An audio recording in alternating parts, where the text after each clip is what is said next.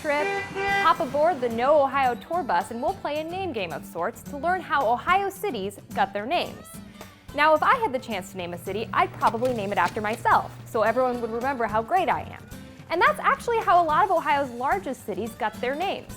Early English settlers like Moses Cleveland and John Dayton named their cities after themselves. Although some early settlers and politicians chose to name cities after figures from history that they admired, like Columbus, named after Christopher of course, and Cincinnati, named after Cincinnatus, an ancient Roman statesman.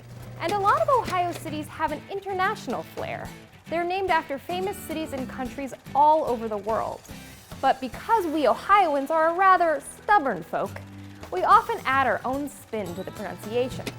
Examples include Versailles, named after Versailles, the city in France, Lima, named after Lima, the city in Peru, Toledo, named after Toledo in Spain, and my personal favorite, Rushi, which is actually spelled like Russia, but somehow we get Rushi from that. But good news, we do pronounce the city Dublin the same as the people in Ireland, so there's that.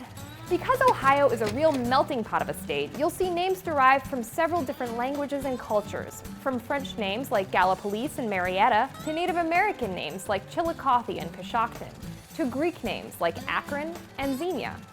But then there are some Ohio cities that, well, let's just say they march to a beat of their own drum. I'm thinking of the great city of Knock'em-Stiff.